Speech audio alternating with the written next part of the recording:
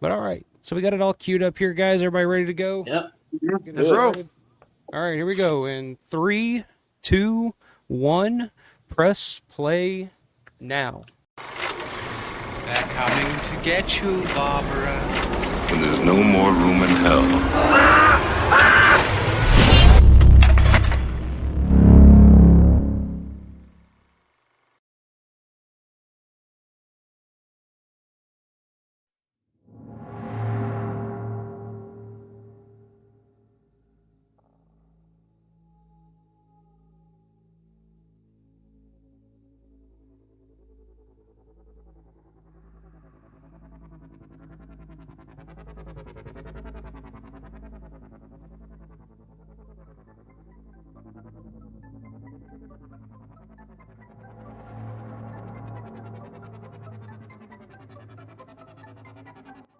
Got to say, she was pretty damn gorgeous back in the day. She still is. I mean, she's Yeah. aged Good, gracefully. You know? Yeah. I was working on something today for tomorrow's stream, and I was looking at her current photo compared to her photo from here, and other than just the hair color change, she looks almost exactly the same. Facially. Exactly.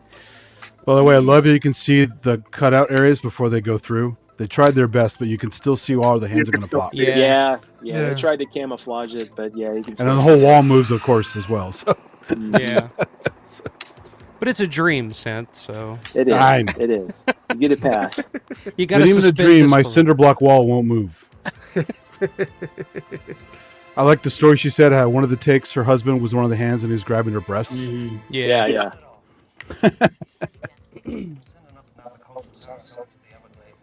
Now, before I knew this was Fort Myers, I always loved this town, this city.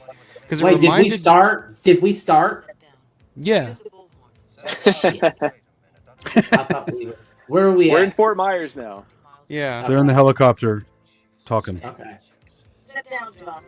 Sit down, John, if you can hear... 148.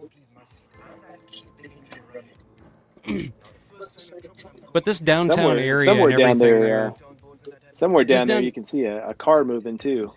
Yeah. But it always reminded me of my hometown's downtown area for some reason. So it always...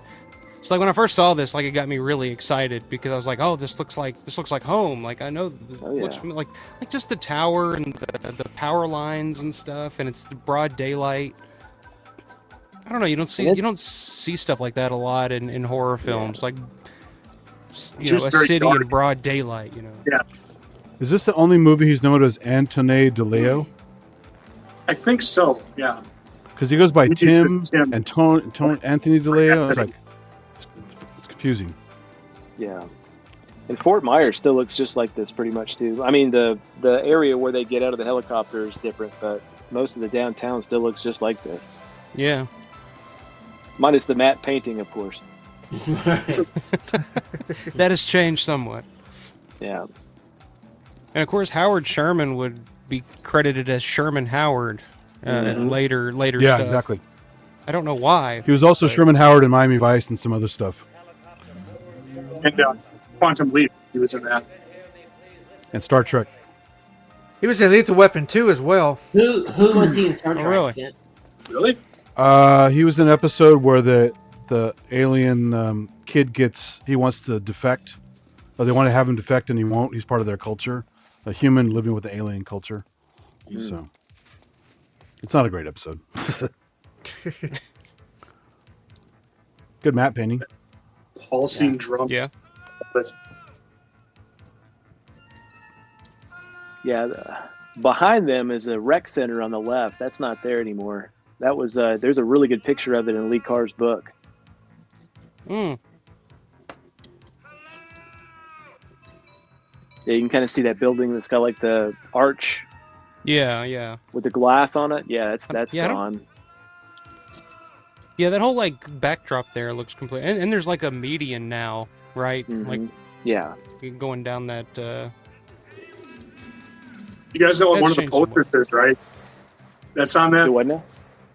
One of the posters that was on the Edison Theater. That was 1990 Bronx Warriors. That's right. Oh, Bronx that's great. Yeah, fucking love that movie.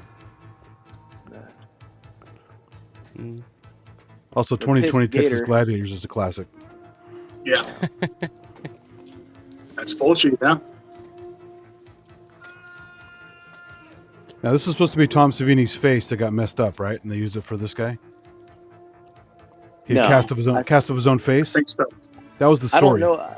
I don't know that it was his own face, but I know that what happened was they were trying to do something with a screwdriver, and the appliance ripped and tore the jaw off, and that's Ripped why it off, that's how you yeah. got Dr. Yeah. Tom. Yeah, That's interesting. but I didn't know that was a mold of him. I didn't know that. That's what he said at one point. He could be wrong because he's, Yeah. it's a long time I ago.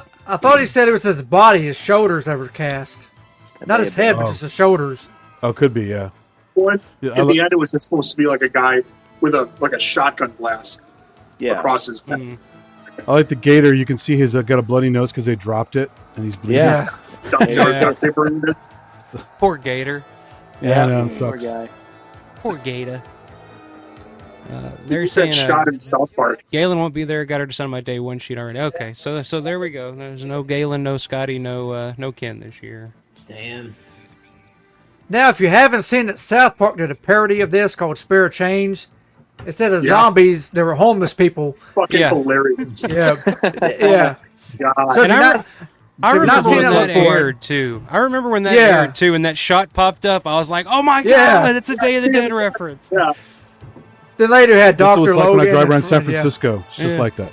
So Yeah, this was one of the most terrifying scenes to me, seeing all the horde and hearing the horde coming towards them. Yeah. Yeah. Yeah, when I first saw this, I was like blown away. I was like, "Holy shit, how scary!" Well, would see, that when I be? first saw this, I was like, "Oh man, this is about to get real good," and then it's like, "Nope, we're flying away," Nope. and it's like, Yeah, yeah. we're going You're underground." underground for it's 2 a, hours. it's a teaser.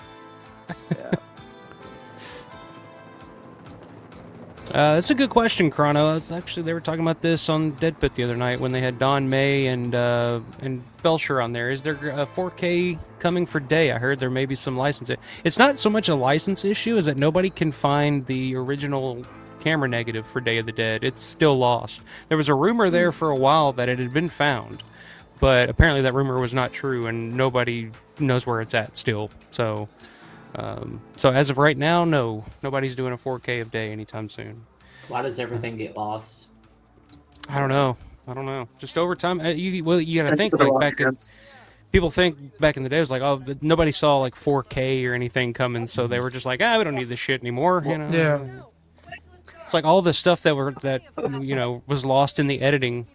Of all these movies that were just on the floor and they were just like probably just got swept up and thrown away because they were just like, nobody's going to want to see this anyway. Well, it's like the They would 990 re- work print. Their work print looks terrible, but at least they have it, right? So Like It's Cobra. like, Same exact it's like, what's like professional wrestling? They used to tape over their tapes back in the day Mm-hmm. and their film stock.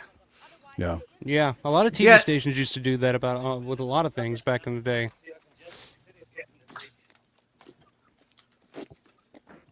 I know Memphis, wasn't it Memphis TV, Memphis Wrestling? It used to do that. Yep. All that great stuff's lost forever. A lot of Texas stuff is gone. Pittsburgh, a lot of that's gone.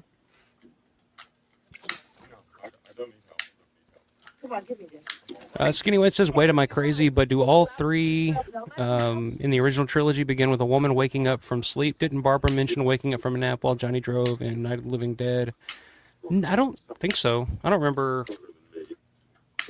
I mean, it's possible she could have taken a nap on the way there, but I don't think it's mentioned in the movie. But there is definitely similarities between Dawn and Day of the first shot, a woman waking up and into a world of chaos type of thing. You know? Barbara was just probably talking his head off. That never happens. Talking about women's lib and shit, you know.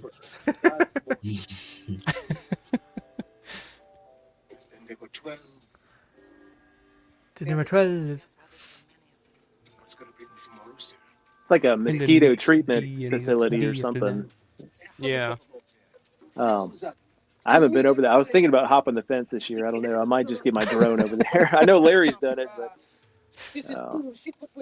It's crazy. Yeah, I got that alternative.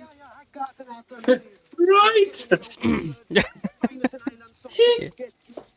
And spend what time you got soaking up some sunshine. Who's that? I'm listening for it because I can hear it through Yeah. Paul's. There it is. Yep.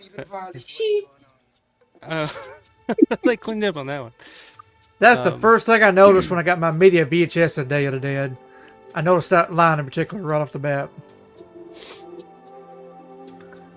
It's so weird how that happened.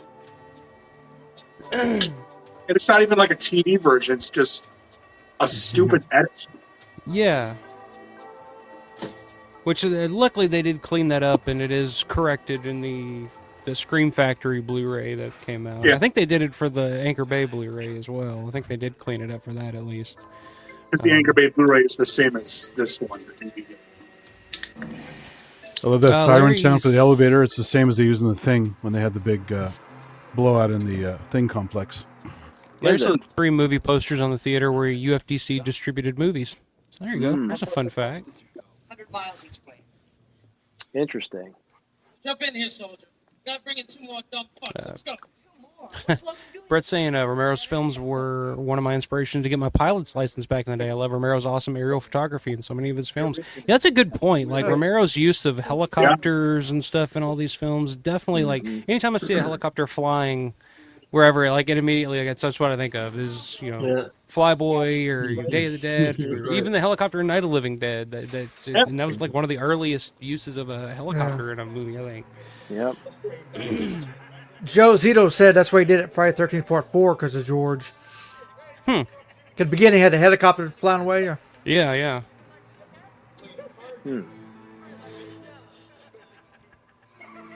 Let me ask you this. Speaking of UFDC, do you think that George's career would have benefited if he would have made Day first out of that 3-picture deal, and he would have been able to use those funds that he had originally allocated, that $7 million? Do you think his career would have benefited if he'd have made Day the way he wanted to first, before Night Riders and Creepshow?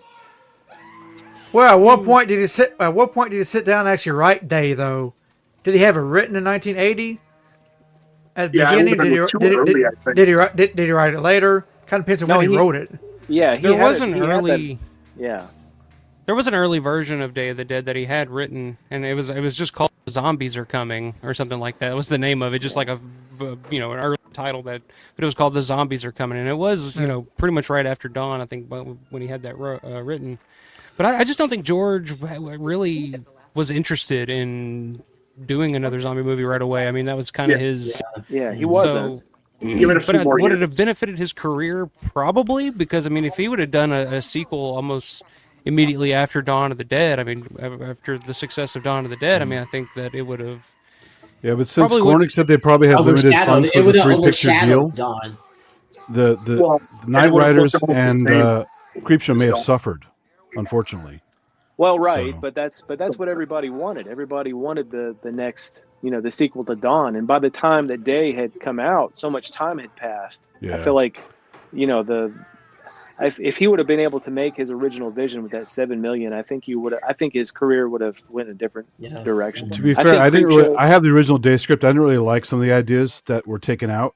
Oh, sure. So I'm kind of glad he did this one instead, and we got two other really good movies. So yeah, I agree 100%. I'm curious because I know, was it Salah Hassanin? Is that the guy's name? I know he wanted him to make that. He wanted him to make Day first, and I think the fans originally wanted him to make Day first. And, but if you made, I'm curious. Okay.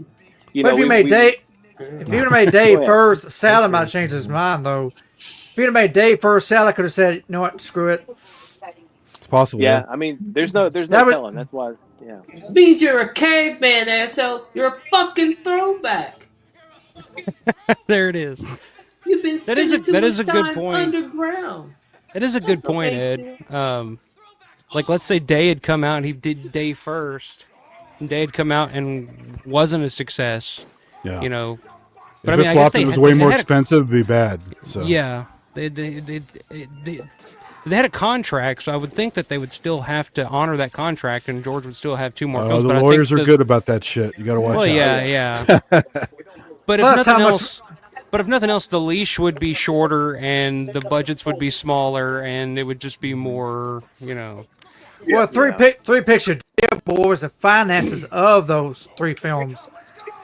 Well, but that's the thing is originally the funds for Day were much more, right? And then He by said it the was going time to be a Day $7 came million around, picture, I think, initially. he only gave him like what 3 to make. Yeah. What Yeah, we about actually 3 and a got? half. You could do it unrated wherever you want. You know. Yeah. Because it said So I Night don't know, Riders. It said Night Riders was a complete wash, just a complete wash. Oh yeah. Oh, absolutely. It was. It didn't do well at all.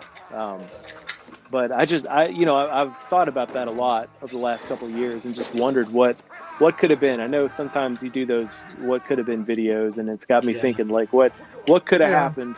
You know, what direction could George have went in if he'd have made Day the way he wanted it to originally first. Well, Yeah. Savini had 5 more years of learning than he did as well. He did Friday 13th, did his other movies, The Burning, The Prowler, so he got better. So if he did it in 1980, he might have been as good as he was here in Day. Yeah, That's a good point too. Yeah, it wouldn't have been the same film at all. Yeah, This things is my thought happened the way anyways. they should have happened. It all happened the way it should have happened. I just it's always a thought in my mind. So since we're talking about Savini and the effects, which are obviously great, they really hold up. But my problem with this, it's so grounded in reality in a lot of ways, like a lot of Romero stuff is. But the blood is way too red for advanced decayed zombies in this movie. It should be more brownish red. Yeah. Because hemoglobin changes chemically very quickly. It would have looked more realistic if they made it less bright red, I think. Like Burial Ground got it right. Yeah. That's the first time those words have ever been spoken. Yeah. Burial Ground got it right. Oh, I love Burial Ground. I love it. Yeah. I know That's you great, do. I man. love Burial Ground too. It's a fun fucking movie, but I don't know if I've ever heard anybody say Burial Ground got it right. By God. Yep. Yeah, I try not to think about that kind of stuff. I mean, we're talking about the logistics of a zombie film. You know what I mean? Like it's not ever going to happen. But it's a suspension of belief, right? Yeah. I mean, Yeah. Well, in return, he got a complete skeleton that moves around. How's a complete skeleton going to move around? Yeah. Well, I mean, they fucking knocked Tarman's head off, and now there's a sequel with Tarman in it. So how the fuck does that work? Son of Tarman. Yeah, whatever.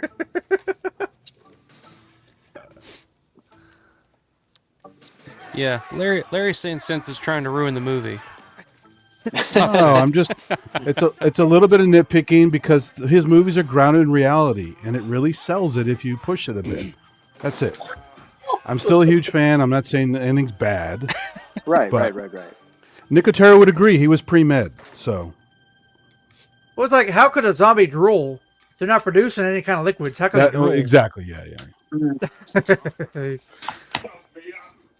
Well, And if the blood set, and if the blood settles, Well, God damn it, this movie just isn't realistic. I'm not.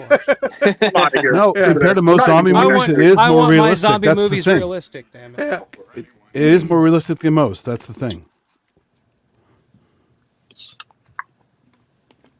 But the whole movie is supposed to be a dream too, so it's what Sarah sees, not what we see. Oh, I hope not. Well, that's an interesting thing too. Is like, Invaders is from all Mars of this territory. a dream? Or, Yeah. I don't like the dream stuff. That's bad. I like to think just the beginning and the end is a dream. They got away in a helicopter, they flew off, then she had a dream. You know. What about Nightmare City? Where does that factor in? Oh my God. Good question. that was all a dream. That was It all was, a yes. dream. Oh, a nightmare. But then the dream becomes a reality. Da-da-da-da-da-da-da-da. I love that fucking movie. I don't care. I do too. It's No, fantastic. dude, I love that fucking movie. Toxic Avenger looking hatchet wielding zombies. There's nothing better. And one of the best dummy effects in movie history. Yes. It's not even just the dummy effect, but it's the overdubbed screaming as the dummy's hitting on the way down. On the roller coaster? Yes. Yeah. What was an interview with? I think it was Tarantino and whoever it was, and maybe not Castellari, Umberto Lenzi, and he was like, "They are infected the people. They're not the zombies." Yeah, I think he was very adamant about that. He did not like it when you called them zombies. No, because they really weren't. Right. It's a fucking zombie movie. Come on. It's the formula of a zombie Absolutely. movie. You're right. It's the outbreak. It's the gang of the monsters attacking the people. You know, it's like come on. And they have regular blood. Right. They're- I mean, the same could be argued for 28 Days Later. They're zombies. It is what it is. You know what I mean? Yeah, it's a zombie movie. Yeah. If you Zombie style, but they're not undead. So We don't have the proper working conditions. Well, I don't. Well, that's the thing. Like I've always said, like I don't care, like what the like technically if they're undead coming back to life and all that. But it's the formula of the film that plays yeah. out. Like the hiding out, hiding out from a group of like attackers of some sort that are not human. Like to me, like Last Man on Earth and shit like that. Like pretty much a zombie movie. Like I know they're vampires or whatever, technically, but it's So yeah. I love a good Vincent Price film.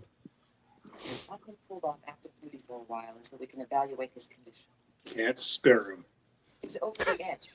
Love Rhodes. He's such an asshole, but God, it's just Hello.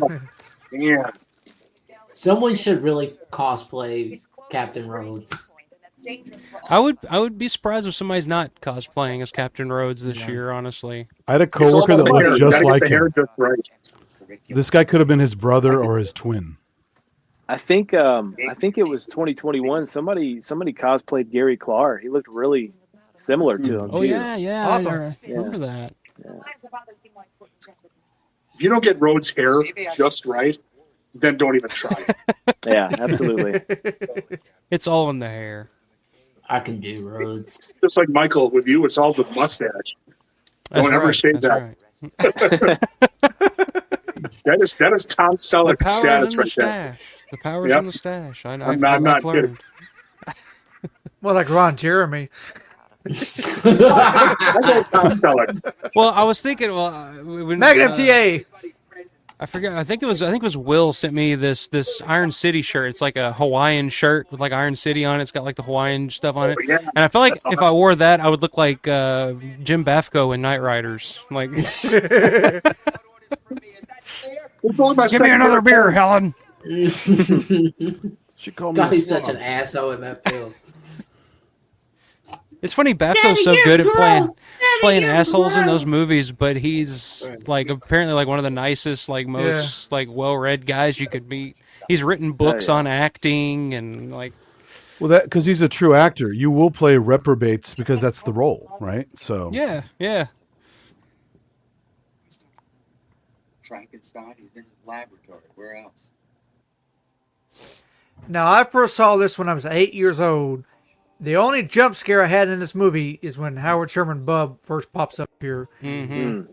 He comes on screen. He had the sound effect right on it. It's all dark. You see the look of terror on her face. This was the only thing that really kind of made me jump. Look, It's really well done. You don't see it the coming. Nope. See, bam, right First there. off, 8 years old. 8 years old. I jumped out of my seat almost. But then it's that little music cue, and it's okay. Everything's going to be okay. I think. Yeah. Could you imagine the smell of that room right now? Oh God. It's funny. I think about that more now after talking to Jace when I had Jace on, and he was talking about his time working at a funeral home and being around dead bodies all the time, and just talking about the smell. I was like, I've thought about that, but I've never really thought about that. But yeah, this room especially, could you imagine just the amount of I just shit put that some of Logan's been music. doing to them in here? Right. It depends on the bacteria of the dead. These What's up, these Rob? guts- This day is such a masterpiece. I agree, sir. I agree. Absolutely. These And, guts were packed up and reused for Tim Dirt DeLeo and Yeah. those are the ones that Joe Pilato, the same guts that Joe Pilato was puking over. Yeah. As tears come in. Guts in the You can't bucket. make that kind of stuff up. Like somebody unplugged the refrigerator. Of course somebody did. Why not? Yeah. Yeah, fuck yeah. Sounds like a prank. So this part's actually legit. He's talking about the R complex and stuff. This is great. It's very nerdy. Mm-hmm. But it's kind of impractical, though. I mean, how are you going to do this for every zombie out there? Oh, you're not. By the way, this is the one they call Clip. Moose Knuckle. Yeah, The moose clit. Yeah, that's it. Moose clit. Moose clit. clit. Moose Oh clit. yeah. Clit. It looks like a moose clit. Conditions behave. But all these years later, it still looks great. Like the practical effects, Yeah. Oh, like, yeah. Oh, yeah. it still works. Like it still just works. And I would Seriously, argue, the I would pinnacle. honestly, I would argue that the practical effects in this still work better to this day than the practical effects in The Thing. Like Yeah, sure. because I've seen, I watched the thing on 4K, and I was like, there were some of the effects in that I was just kind of like, yeah, you can kind of sit Yeah. through that. Now I haven't watched Day in 4K yet. There is like a 4K upscale or an upres on YouTube, but Just to be fair, Still the thing was still looks 1982 and was one man. He's like 20 years old or 22 years old. So, Yeah. you know. Was there? you're right. Was I'm there not putting any- it down. I'm not saying No, Rob no, I'm Bottin just- sucks or anything. They're both great, obviously, but And what they were Exactly. doing with The Thing was way more advanced than Yeah. Exactly, yeah. in terms of like trying to build creatures and all this. well, it had stuff, everything in the book. It had stop motion. It had all kinds of clever tricks, puppetry. But in terms of just see through from that time period of practical effects, like I'll show them that these creatures can be domesticated even without Dude, the pinnacle of 80s practical effects. what they are. Plain and simple. We can begin to approach I agree. conditions. and I feel like Tom felt that way too, because I feel like after Day of the Dead, I kind of felt like Tom kind of lost interest in doing effects. Like he wanted to be a director. You started hearing him Yeah. talk about that a lot more in interviews after 85. Yeah. Because he was Well, this originally is his supposed ba- to this do is- Graveyard Shift, Stephen Yeah. King's Graveyard Shift, before he did Night 90. Yeah, this was his masterpiece. This is where he kind of peaked. You know what I mean? Yeah. I mean, how can you top it, really? You can't. Robert's saying, Mike, you're crazy. Your bias is blinding you. Day effects are nowhere near as good as The Thing. Come on, man. I'm telling you. I'm telling you, in terms of looking at them today and holding them up side by side, there are moments in the thing where you can look and you can say, like, yeah, it does kind of look. So what A little is there rubbery there. any particular effect that you feel that way about? When I think of the thing, the eyeballs seem a little too fake. Some of the creatures' eyeballs. For me, anyways. it's Yeah, a different I mean- style too, because it's creature effects versus Yeah. human horror, body horror. So I still love how Logan casually grabs the drill and just Yeah. takes them out. He's It's just like, it's routine okay. for him at this point. Yeah. this is what we got to do. Yeah, what the hell is this, man? Maybe we are the only ones left. I'm sure there's others. here comes one of the great lines. All the shopping malls are closed. Yeah. This entire scene just full of lines. Like watch a Tombstone. This is just something out of. This is just. It's like a stage play. Like you could do Yeah. this. Like this could just be a stage play. Yeah. Well, And you know, this scene- George has said that. He said that he used to I think he said something about taking a trip with his family one time, and they were just playing Day in the background. And he said he was cracking up because he said this could actually work as a play. You have what, It's like 7 Glenn- minutes? And you have what, 7 minutes here to cost nothing to produce? Just them and a Yeah. camera. You think I want to stay isolated? It's like Glenn Ross in the Apocalypse, right? So the guys fighting all the time. The fact is, Now, did y'all see the hotel commercial he did?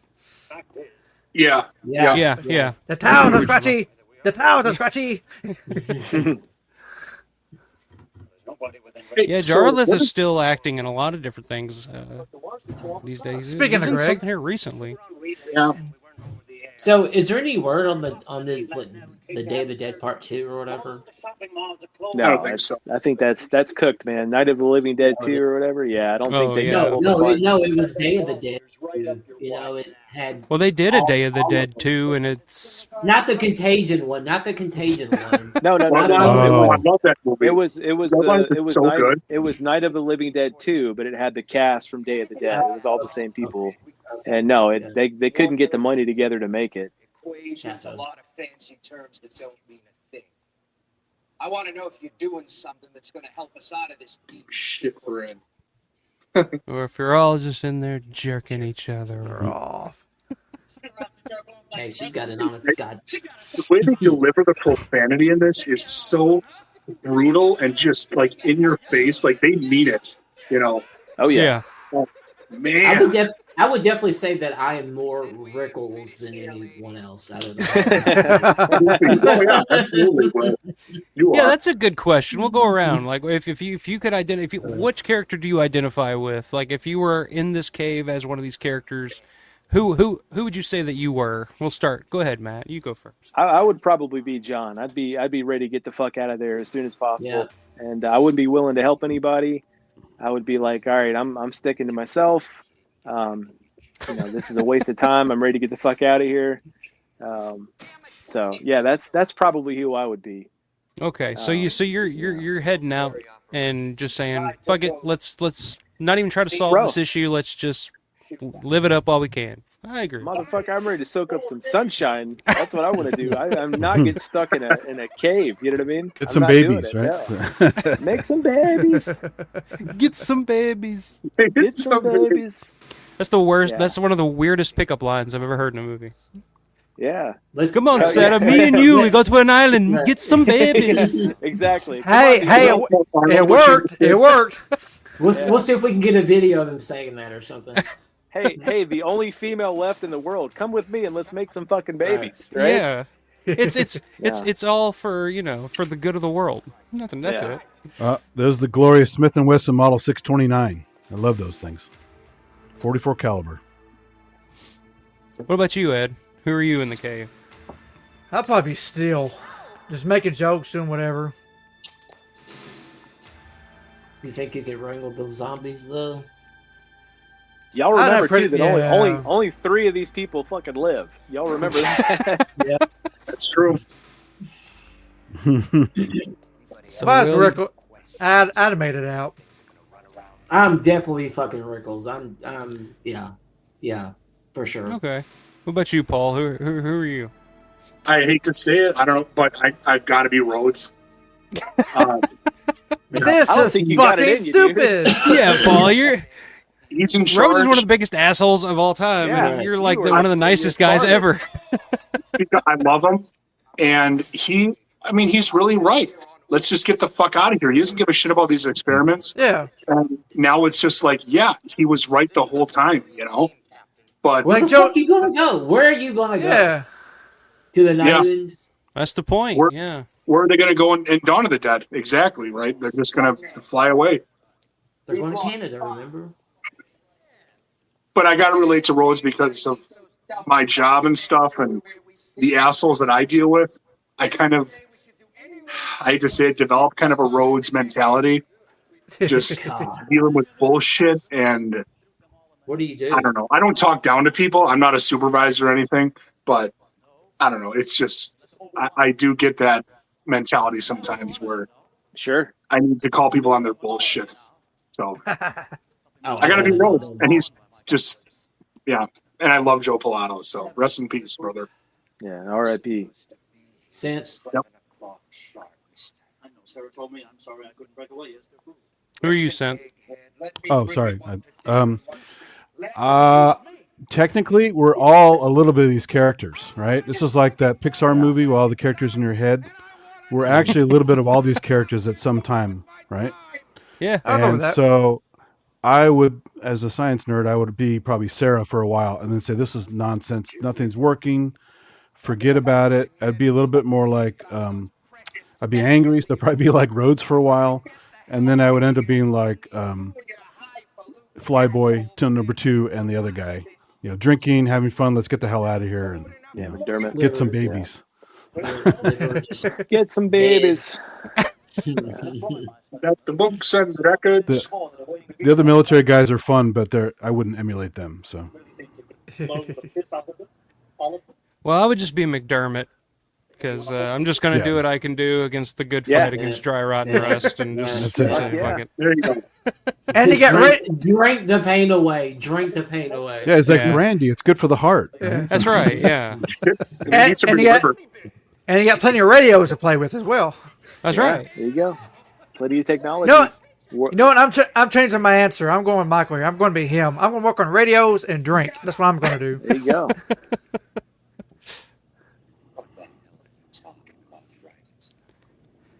So who's the bigger asshole, Negan from Walking Dead or Rhodes? Going Rhodes, dude. Yeah, Rhodes. Come on. Negan's a bitch. Like, Well, before Negan changed, he Rhodes was is a the bigger original asshole because Negan. he loved it.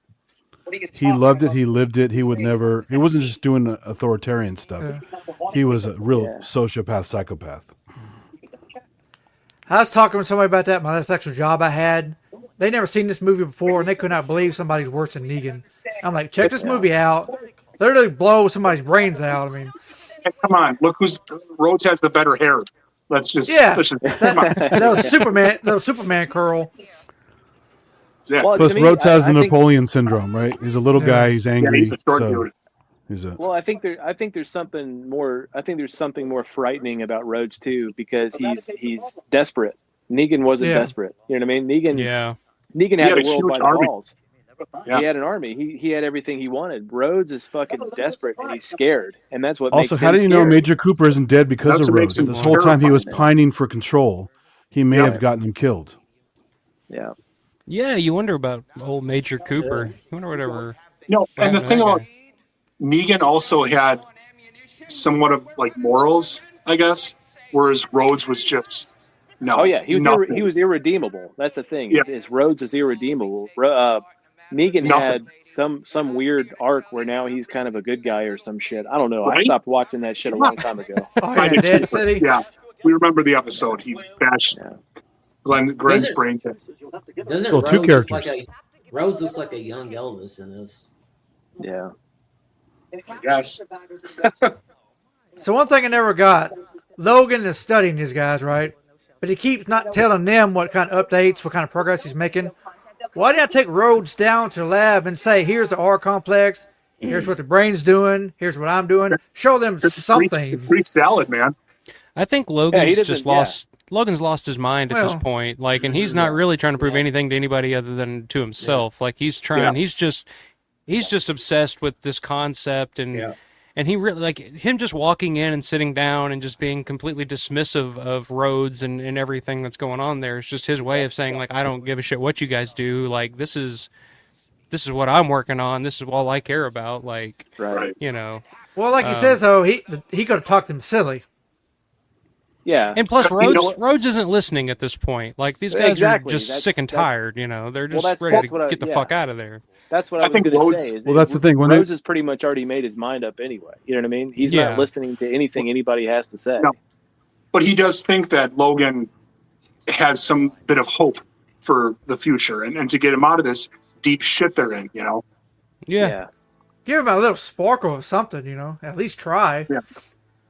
Yeah, Rhodes isn't listening when they keeps putting Miguel in all these situations where he's going to fuck up and kill people. Yeah. He's Right. he's not a good leader. Yeah. Terrible leader.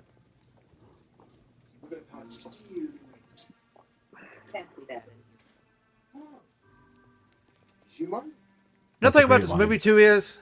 Nothing about this movie too is. Look at the way they dress, the hairstyles. You can see that today.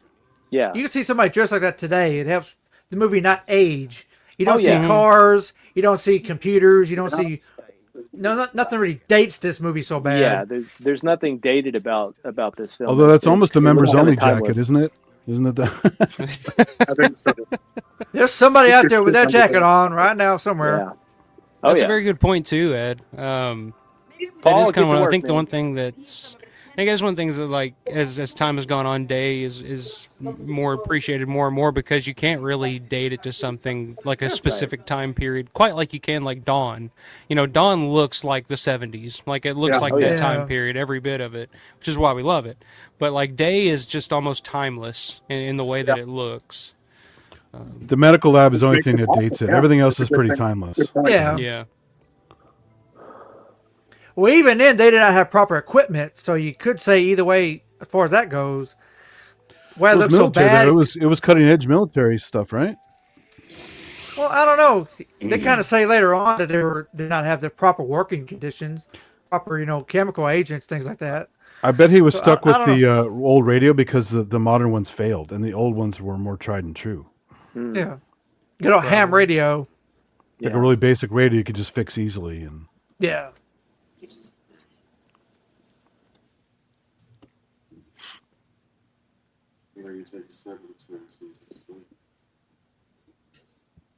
I think Tim DeLeo did such a good fucking job in this too. He's playing just a desperate, anxious. You know, he's just, you can tell he's just at the end of his rope, and I can't imagine what kind of place he had to go to get prepared for this role. Well, I mean, from what I remember hearing, he was pretty method. Like, he was pretty much that guy on set at all times. So people, so there were kind of stories I've heard of some people on set kind of maybe having an issue with the way he would interact with people behind the scenes on set. But he was just such a method actor, like, to get into that headspace. Because, I mean, you go back to that original scene where he gets the sedative and he slaps Sarah, like, that's just like a whole range of emotions. He's sad, he's angry, he's losing it, but then he breaks down, and then it's like, that is an impressive scene. There's sympathies, but there's sympathy, he's pathetic, you know, everything you could possibly have. Mm-hmm. That's the thing with that character. I've never really known how to feel about that character. Do we like him? Are we supposed to hate him? Do we just pity him? Like, but I mean, he does kind of fuck it up for everybody at the end. So I mean, he is. Just... he does fuck it up, but he also kind of redeems himself too, because I mean, he's the reason that they all, you know, I don't know. I think he knows that Sarah and the other two are clever. They'll figure a way out somehow, and the other guys are dopey, right? So. Yeah, I'll go with that. I honestly think he just said fuck everybody. I think that's what he was doing. Yeah. Because look what Rhodes does. He leaves those guys hanging. He doesn't care about his men. Yeah. I think he just said, I'm going out, you guys are coming with me. Yeah. So why were they fighting just now? I never understood that. They're just drunken fights. Yeah, there's wrestling. There's wrestling. Bro fights. Yeah. Little cabin fever, probably. Yeah. Drunk. Yeah. You know, it's a bunch of alpha males trying to. You know. Circle jerk went wrong. That'd be a whole different movie. Hey, it's going to be a long winter, guys. It's going to be a long winter. I bet nobody something to do. And I bet nobody had any lube down there. Spit.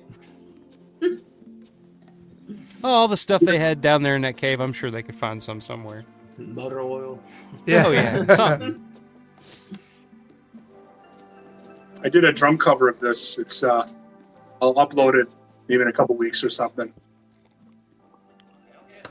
Walk to the Ritz. The Ritz. Are you guys doing that photo op? Yeah, I was gonna say that, man. I'm really tempted. Because that looks pretty cool. It's up to four folks, right? Yeah. You can do 4, yeah.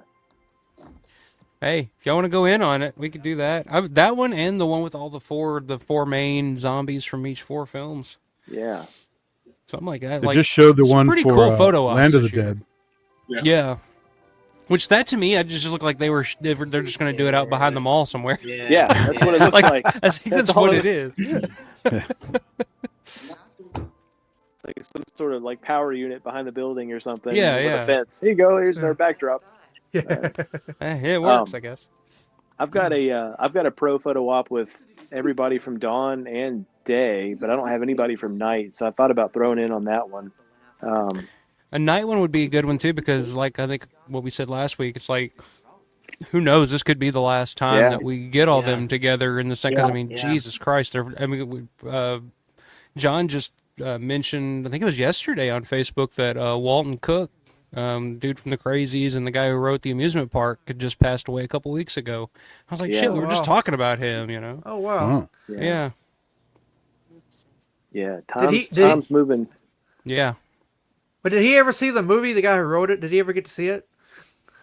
I'm sure he did. But I don't know if anybody's ever really talked to him or reached out to him. I mean, maybe outside of some of the other, latent image guys back in the day, maybe. But yeah, I've never really. I mean,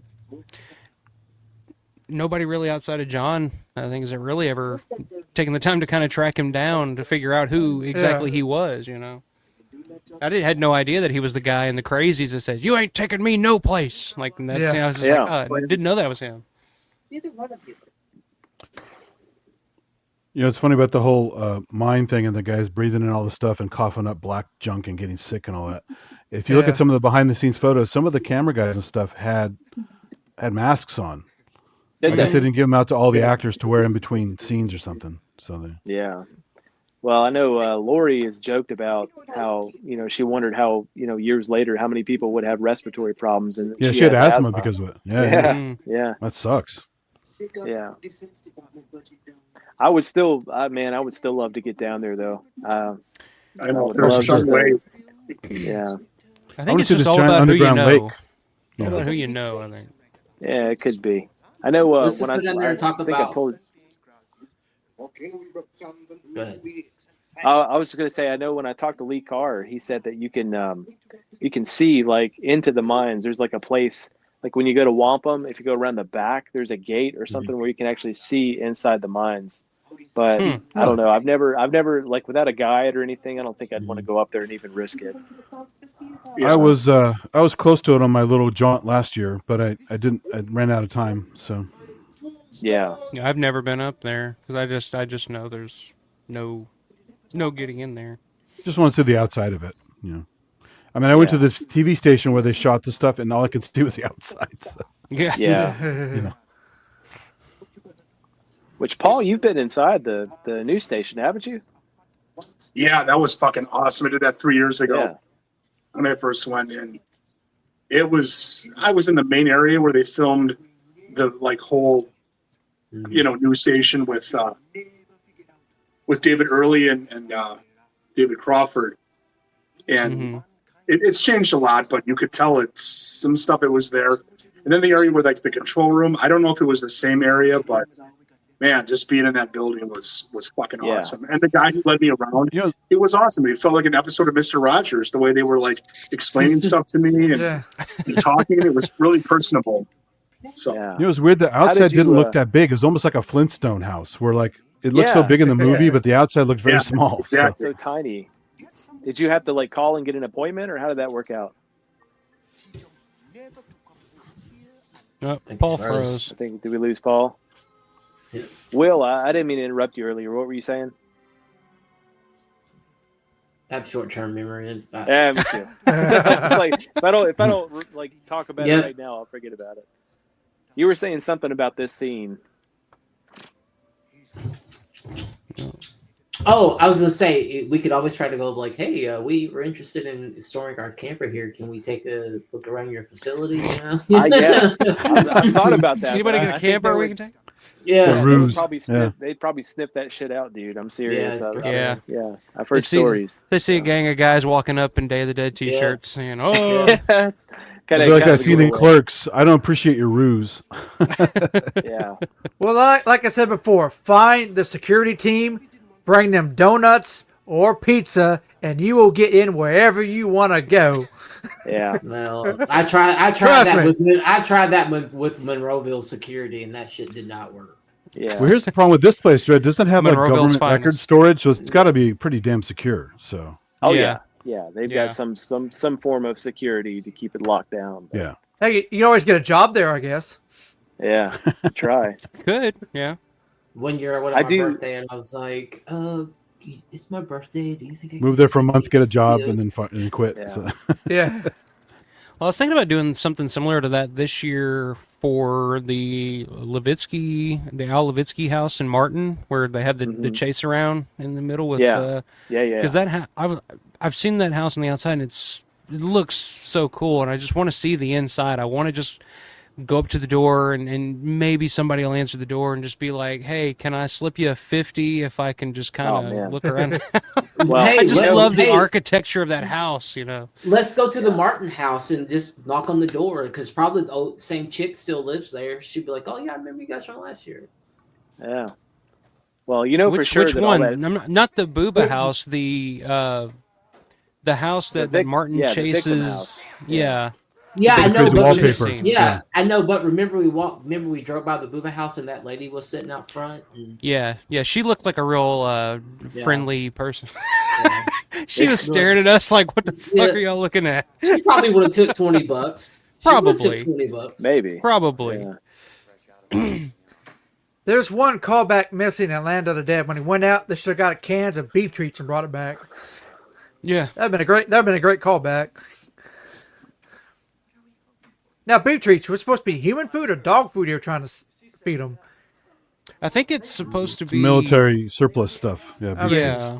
Beef treats, I mean. Fresh out of filet mignon. Rob Lucas says, I would agree the body horror in Day is better than the creature body horror in The Thing, but I believe the effects in The Thing are overall a lot better because The Thing is nonstop with all kinds of different effects. Okay. Like I said, I'm just saying. What's better? My eyes. What's better, Creep Show or The Thing? Creep Show.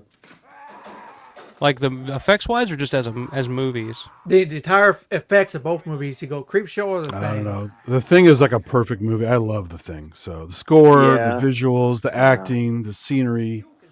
It's a tough. Yeah, I would still say The Thing. I would too. You may consider that blasphemy, but I would choose The Thing over Creep Show for sure. But I really love Creep Show. So. Yeah, I love Creep Show too, but it's I love The Thing. I've seen The Thing dozens of times. I've seen it in theaters a handful of times. Like, I'm not downing The Thing, anybody. I'm just saying, like, for me, like, in terms of like how they hold up effects wise, there's which I haven't seen Day in 4K yet, so I don't know. But right. Well, I mean, I still agree with you about Day over The Thing, but I would personally choose The Thing over Creep. I've honestly never really been a huge Creep Show fan. There's parts of Creep Show that I like. I like Something to Tide You Over a lot, but but overall, I'm not like a giant fan of Creep Show. I just never have been. It just never really like hooked me like it's hooked a lot of people. yeah, I think it's just kind of one of those outlier. To me, it always felt like when I first saw Creep Show, it felt like, oh, George Romero did a big Hollywood movie. Like, I didn't know. Because you see the Warner Brothers thing at the beginning. You see Leslie Nielsen and Ted Danson and all these stars. And that was the first, because to me growing up, like, Romero was always the indie guy with all these actors that I'd never heard of before and all that. Right. I still love Creep Show. I love the score. I love the effects. Like, it's a fun movie, but I'm kind of with you, Matt. Like, it's not one that I'm just like in love with. I'm much more. I'm like Martin, obviously, Knight Riders. Like, I'm much more in love with those type of movies because it felt like a person. I guess it's because it's not like George directed it, but Stephen King wrote it. It's not really there's not a George message or. It has George moments in it, though, for sure. Oh, yeah, absolutely. Yeah. Absolutely. Yeah. I mean, Something to Tide You Over is pretty much the last thing that George ever edited. Outside of like Iron City Ass Kickers or something like that in the 90s. But... And I literally started making music videos or videos with music edited to the beat like that. I love that. Yeah. So. I totally get what you're saying, Matt. Like, I'm kind of the same way. But I saw Creep Show not knowing who George was in 1982 in the theater, and I loved it. And it just had great memories about it. And then I thought, this is that guy who did the other stuff. I found out later who it was. That's exactly what happened to me. I saw Creep Show when I was a kid. My dad was a huge Leslie Nielsen fan. We loved the Naked Gun movies, and I remember seeing it. And Cheers too. Like, we were huge Cheers fan. Like we watched Cheers every single night. And I remember seeing that, and then not knowing that it was made by George until later when I went back and watched his filmography. But it was really cool, like seeing Leslie Nielsen, like Frank Drebin playing this prick. You know what I mean? I thought that was really cool. Yeah. I'd never seen anything. I'd never seen him do that before. Because like you, I was a huge. Because I grew up in the '90s. I mean, the '90s was Leslie Nielsen was huge in the '90s. Like like Naked Gun. I mean, you had Wrongfully Accused and Spy Hard and all those movies that he was doing around that time. But if you go back to Forbidden Planet and other stuff, he was a very serious actor back then. The comedy was way later. Yeah. So he was supposed to be like a big leading man type of guy, but he just never panned out. It's like Peter Graves. He did a lot of serious stuff too that was kind of silly because it was like bad sci-fi. So. Mm-hmm. But the one of the biggest things about Something to Tide You Over that really affected me as a kid was when Ted Danson is underwater and you see that red glow behind his head. Yeah. When I was a little kid, I had this huge fear of the devil, and somewhere in my mind, I'd thought that maybe that had something to do with the devil, like he was making a pact with the devil or something like that. to come back from the dead, and that fucked me up as a kid. So that always was really scary to me. But there was nothing else in Creepshow that scared me. You know what I mean? And it was colorful, and I liked it, and I love Stephen King. I've always loved Stephen King, so all that shit was really cool. The John Harrison stuff was awesome, but it's just never gripped me the way that. Here's a dated reference. Look at that phone. That was a modern phone back then. Yeah, you're right. There you go. In Salem's Lot. Too. And the cassette player. You know what's weird, though? You know what's weird? My daughter's 4 years old. She still understands how those phones work. I don't know why or how, but she still has those little toy phones. She understands you pick it up and you hold, the receiver to the, So there's something instinctual about phones like that even, because I don't know, maybe she's seen it on TV or something, but even like when she was real, real little, she had those little toy phones. And she knew how it worked. You should show her the old timey ones on the wall where you have to put the receiver at your ear and talk into the horn. Mayberry. Yeah. Sarah. Yellow. Yeah. What comment was that, Robert? I'm not trying to ignore your comments, but it's kind of hard to keep up with. Like I said, round table, we're all talking and trying to catch as many of you guys' comments as possible. But okay, the first time y'all saw this movie and you saw this scene here, do you think it was perfect? Do you think it was maybe a little too cartoonish? Did you believe that a zombie could do this stuff and it comes off as well as it does? What was your initial feelings over this scene, if you can remember? Hell, I was 12, like 13. I don't remember shit. Well, if you believe this guy's have residual memories, like wanting to go to the mall and stuff like that, you could believe he could kind of figure out what a gun is, right? I loved it. This is some of the, like, when I first saw Day of the Dead, I didn't like it at all, and this was some of the only stuff in the movie that I liked was the stuff with Bub. I was like, wow, this is kind of interesting, kind of cool. I kind of like him. Like, he's the only likable character in this movie. Everybody else is just screaming and yelling at each other for no reason, and like I didn't get it at first, but I understood Bub. I was like, oh, but he's so lovable. He's a lovable character. So I always loved this stuff. And it's just Howard Sherman's performance is just amazing. It's like a wrestling show. Think about it. They tease Rhodes and Bub. They tease it almost like they're doing promos to one another. Then finally, you get the pay-per-view match. If that makes sense. The kind of storyline that goes throughout. Oh yeah, Rhodes certainly gets his comeuppance at the end. Yep. Everything he deserves. But what's the one Rhodes quote that I use more often than anything? It's like, "What the fuck is wrong with you people?" What the fuck is wrong with you people? That's my usual go-to. That's my usual road rage thing to go to. Is like, "What the fuck is wrong with you people?" Yeah, this was actually the first zombie film that I'd ever seen. I mean, everything about it. Yeah, everything about it blew me away. I had a pen pal that I was writing to across the country, and she told me that her favorite movie was Night of the Living Dead. I'd never seen anything, and I went to try to find Night of the Living Dead at the store to rent it, and it wasn't there, but I found Day of the Dead, and I was like, well, this has got to be connected somehow. There's some sort of connective tissue, and got this home and was like fucking blown away, dude. Like everything about it, the dialogue, the gore, the tone, the message, everything. Yep. My eyes were glued to it. I couldn't take my eyes off of it. Oh yeah. I think if I would have seen it before I saw Dawn, I would have had the same reaction. Yeah. But I'd seen Dawn and fell in love with Dawn, and then found Day, and I was like, oh my god, more. I'm getting more of the Dawn. And it's like Michael's saying, different. My friend and I, who were huge Dawn fans, saw this when it came out in the theaters the first week, and we're like, oh, I wanted to like this more because I wanted to be more like Dawn. Yeah. And then it took a while to grow on me, and now I love it. So. Yeah, that was from what everybody that I've talked to in the same situation as you, they've all had the same reaction. It's all, across the board. Everybody was kind of like, it wasn't what they wanted, which brought me kind of back to that question that I asked y'all earlier about if he would have made Day the way he wanted to at the time first out of that 3-picture deal, if there would have been a different trajectory of his career. You know what I mean?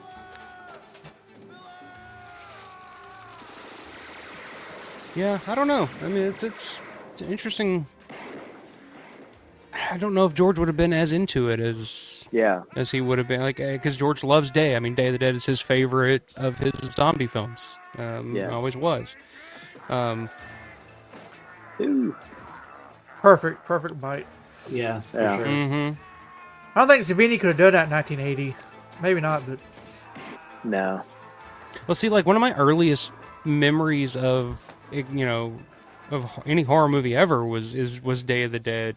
Was seeing the box art for Day of the Dead in the video store when I was like 2 or 3 years old, and just being terrified. Like I had no idea what the hell it was. I was like, Bub on the front. You're like, that's a monster. Oh no.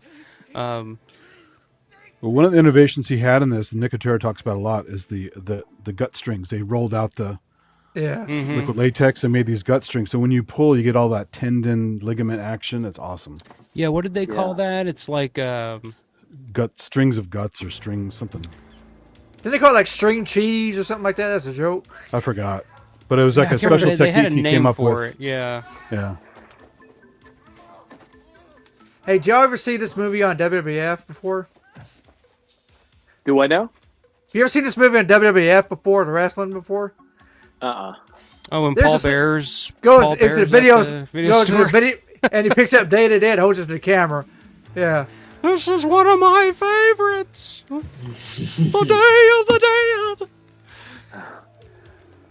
This is my favorite scene of the whole movie. I like when he said they had to carve out the arm because it kept bouncing. The machete kept bouncing off the fake arm. They had to put like some putty in it or something to keep it from doing some that. wax or clay or something to give it the wax. stick. Yeah. I mean, This is I don't give a shit what anybody says about the John Harrison score. This is like if you can't feel this, you know what I mean? There's something wrong with you. Yeah. Yeah, I agree with that. Well, speaking of John Harrison score, I was going to get nerdy here a little bit since you guys might. I know want to John about would. some of the equipment. I do. This is the equipment he used for the score. Prophet 5, DX7, Landrum, Kurzweil K250, and Simmons drums. And then the vocal tracks with Sputzi Sparacino.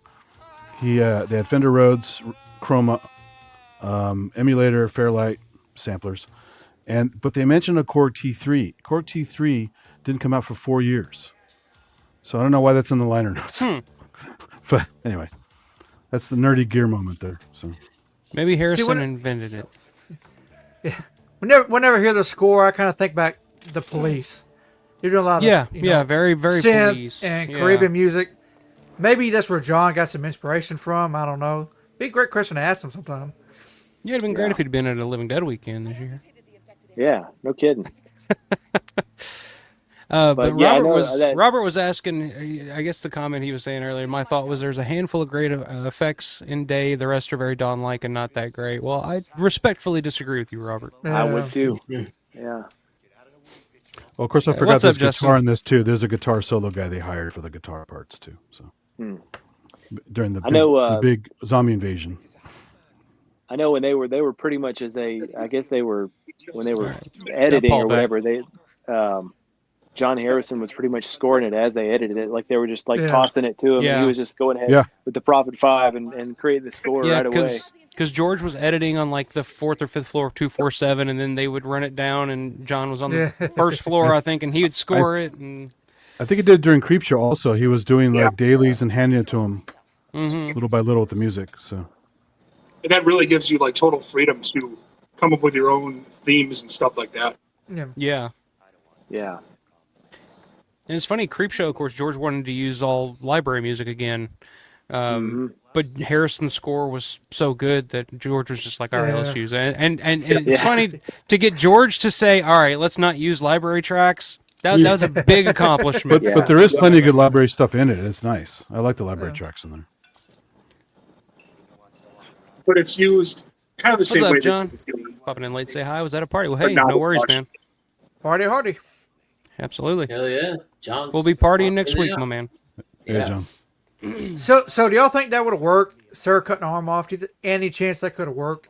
Oh yeah, that's the thing. We don't know. We don't get to find out. He did run for a while. His heart was pumping. He could have spread the infection, but they got it fairly quickly. So yeah. But the thing is it? But the question is it really an infection though? I mean, well, no. You would end up getting an infection anyway and die, and then you would just come back. That's the problem. Yeah. You don't turn into a zombie from the infection. You die from all the bacteria nasties. But then again, is a zombie thing even a virus? Is it even bacteria? They never got into that, right? Yeah, it's something radiation. And then nothing radiation. Yeah. So that's where Dr. Logan, I think, is missing is bacteria. He needs to study the bacteria of the brain and of the gut. But then again, the people. Well, this was clever about The Last of Us. If you guys have seen that with the Yeah. the fungus taking over, so they do Yeah. with ants, make ant zombies. So it's kind of clever. And Haven't seen season Lori's 2 great yet. in this scene. Yeah. Oh yeah, this is the best. And that camera shot is awesome. Yeah, she finally has to break down for at least a few moments here. Can't avoid it Well, no more. Got to break down.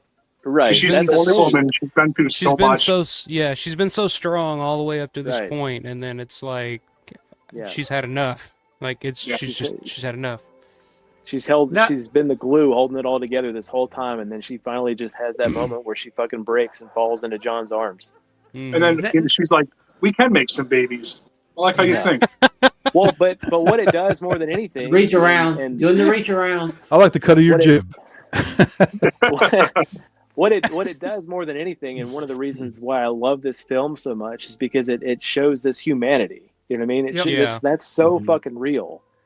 And it shows this range of emotion and how real that is, that we've all felt that. We've all been to that breaking point. We've never had to cut our significant other's fucking arm off, but yeah, you know, like we've all been. Whereas in to that Dawn, it was point. just dog eat dog, you know. Yeah. And that's what a lot of people didn't get who didn't like this. They thought, oh, there's too much talking, there's too much pontificating, and it's like, well, it's human. It's there's emotions. It's exactly right. Yeah. It's exactly right. It's human. And I think that's one of the things I love about George's work so much is that it's human. You feel all this humanity in it. It's so real. You know what I mean? He put so much. Absolutely. He put so much of himself in all these roles and all these films. Now, in my Anchor Bay DVD, in this scene here, there's a slight pause. There's a pause on y'all's. I don't think so. No. I know what you're talking about. So I've heard of that. When he says half an hour. No, when it transitioned from the outside to inside the camper, there's a slight pause on my DVD of it. Mine does. Yeah. Oh, wow. I didn't notice that. A lot of DVDs back in the day would do that sometimes. Because you had dual layers of layer switching. Layer. Yeah.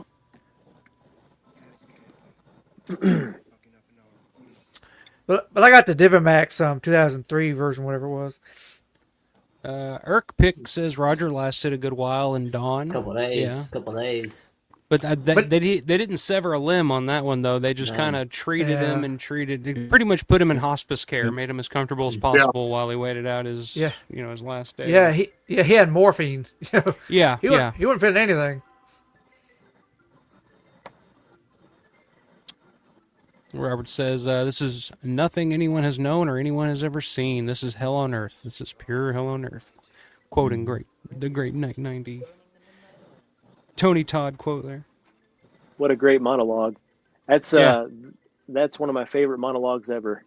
Yeah. Yeah, didn't you say you did that in high school or something at one point? I did that. I did that monologue in my high school. The teacher let us choose whatever monologue we wanted to choose, and I chose Tony Todd's monologue as Ben from 1990. Fucking cool. Wow. We got to the part about, when he gets to the part where he's like, you gotta, and he snaps the twig. I had a pencil. I used a pencil instead of the twig. Awesome. Hopefully it was one of those real easy to bend fucking like number 2 pencils, not one of those hard, pencils you'd buy at the little machine on the wall at school. But did you cry while you did it? Did you cry? No, I didn't fucking cry. Okay. Couldn't squirt the tears. I couldn't get them out. So. In was it 5th grade? I had a kid in class who's kind of troubled. He got mad at the teacher a lot. And one day he was crying and he grabbed a pencil and goes, "This is you," and he breaks it. Dude, did y'all ever play pencil pop in school where you would like? Oh yeah. Oh yeah. Pencil work. That's when you wanted those hard number 2s. Yeah. I used to throw mine and stick them up in the ceiling. Yeah. There was the brand called Choice. They were flexible. They wouldn't break easily. They would bend. Yeah. This is the part where I could feel the anticipation with McDermott, where it's like, we got to get out of here. That's like, yeah, we do. Like I could feel it. Like, let's go. It's time to go. Yeah. And it could be this is the point where they leave and this is where the dream takes over. It's possible. I hope that wasn't intended. I don't like those dream movies. I don't think it was a dream. I don't think it was a dream. I think that was just a cool form of editing and kind of a jump scare type situation. I don't think it had anything to do with the actual story. Yeah, to me, I always thought that they got on a we'll talk about copter it when we and they get got to away. the. I guess we'll talk about it when we get to the end of the movie, but I want to get all your thoughts on whether you're fans of the ending or not, because Sure. that's kind of one of those things that's pretty split between people, is the ending of Day of the Dead and why it ended that way. Yeah. Now, this here kind of got me when I first watched this, a bit of a scare. So I thought, surely he's going to eat him, but no. He just kind of, you're the master who feeds me. I trust you. Well, this was improvised. This was an improvisation from Howard Sherman at the time. Like, Richard Liberty didn't know that it was coming. Yeah, put the Walkman on. Hey, George, I got an idea. Put on one Walkman. Well, let's shoot it. You know. And once again, the music in this scene is it's so perfect and soothing. I fucking love it. Oh, yeah, this is once good again, music, John Harrison just absolutely nails it. It's so like relaxing. I love it. Yeah, I think Tom Savini said actually had Black Sabbath in the tape player right here. Yeah, it was originally supposed to be something like Black Sabbath or something like that, I think. Well, the cool thing about the music there is it's not just a fluid layer of stuff. There's actually interwoven. If you hear the time, the waveforms are offset a little bit, so you get this cool warbling effect. It's really cool. Works perfect. I like that you picked Beethoven because it's a little bit of like kind of mainstream, I feel like. You know, he could have put anything in there, but you know, it's something that everybody knows. That's why Die Hard used it as well. So yeah. John wants to know, here's something maybe someone can explain. I don't think it was ever made clear. Why does Miguel bring the zombies down the elevator? Was it an accident or on purpose? Yeah, we mentioned that earlier. Yeah. I thought maybe it was his religious beliefs because he always had his necklace. Something like that. Yeah. I just think he was he was just pulling the plug, man. He was I'm going out and you guys are going with me. I'm pretty sure Miguel figured he was a goner. He probably wasn't going to make it anyway. So it's bad shit crazy. I think, everything with the Rhodes and his crew and everything he'd been through with Sarah, and he felt betrayed. I think he said fuck everybody. I think he really did. Yeah, he pulled the trigger and gave it up to God and said, do what you will. You know what I mean? I think that was absolutely intentional. Now you think about it. What are they saying, Don? Because they didn't show him see this. Oh, go ahead. Go ahead. I was just say real quick. They didn't show Miguel see him corral the people and force them to go down where the zombies are. But he could have been off camera seeing that and goes, "Oh, fuck these guys. They're going to get away. I'm going to make sure these other guys pay." You don't know, right? Yeah. So you don't know. Yeah. No, I'm saying in Dawn, what he got the idea of feeding the dead. What's Dr. Logan doing here? Feeding the dead. Yeah. Little idea that carries over. The rewards and it's just And I know that it's not plausible to kind of train a zombie like Bub multiple times over, to train them all, But I do think it's interesting because they do kind of explore this in the original screenplay, the idea that you can train a certain amount of them to kind of go out in the wild and do the dirty work so that nobody else gets killed, gather supplies, maybe send them out with some guns and, start killing some of the zombies around the area, So I guess that's the best case scenario that you would, think. Well, it's also like Big Daddy. He became a tribe leader. So let's say you train 10 of these guys, let them out. Each one of those gets their own little tribe of zombies. Yeah. Well, in the original script, I think Bub was like the leader of the gang. Kind of like a Walking Dead to get hordes. One goes this way, 2 join, 3 join, 4 join. Just keep going that direction. John says, I think that may be the best explanation, Matt. I understand the suicide, but it makes sense if it was revenge. Yeah. Larry says, Daz has a great story about Miguel's necklace. He should tell it tomorrow. Ask him. All right, I'll make a note of that. Absolutely. Curious. Well, he's actually wearing a bunch of necklaces. They're like religious icons, right? As well as dog tags. Yeah. It's like patron saint. This is where things. Rhodes finally just snapped and fuck out of my head. But even in like just his men or too many get on a helicopter. He ain't gonna take all those guys with him. Yeah, I mean, what's the plan there? Somebody stay. Well, I don't think he had a plan. I think that's sort of the point, is that he was just, like I said, he was just so beyond what did I say earlier? He was just so desperate. He was so beyond desperate. Yeah. I don't think he had a plan. I think he was just like, he wasn't thinking at all. You know what I mean? And he knew he was still in charge no matter what. I feel like if he would have made it to the chopper with 2 or 3 of his guys, he would have been like, all right, well, you 3 get on and that's it. You know what I mean? I just feel like that's the scenario that would have played out at that point. Yeah. Assuming he let any of them on. Yeah, that's a good point too. He could have just killed everybody and was just like, "All right, Flyboy, take me up. Let's get out of here." Like, in the words of Darnell from Christine, Rhodes had the gold key to the crapper. Yeah.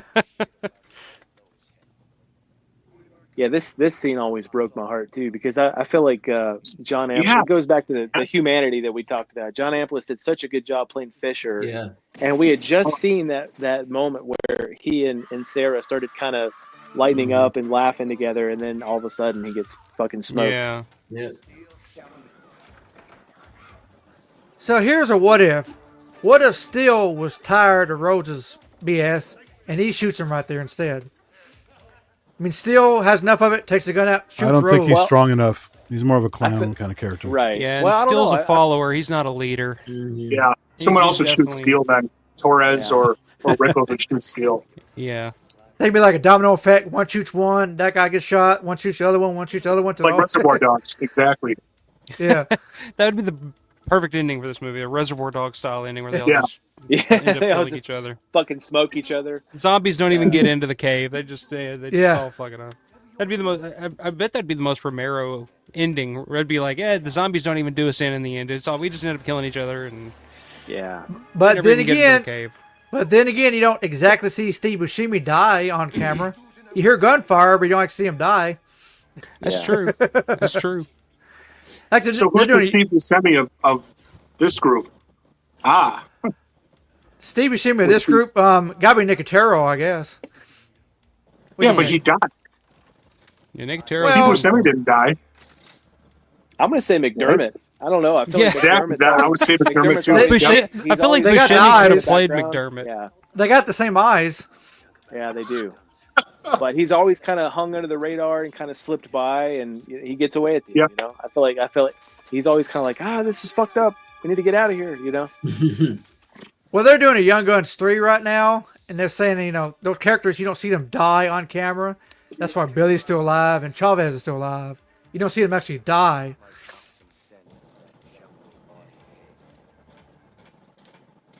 Well, they're doing that new Scream movie, and apparently they're bringing back all the original people from Scream. I'm like, well, whatever, dude. Do that. Yeah. More just another cash grab. Yeah, if there's a way to make money, they'll figure out a way to explain it in some way. Brett says, love Day's ending where Sarah awakens from a nightmare into a new day on Sanibel Island. It's a contrast to the opening, awakening to a nightmare. It's brilliant. Okay. Yeah. And that's kind of what I was going to say at when we get to the end.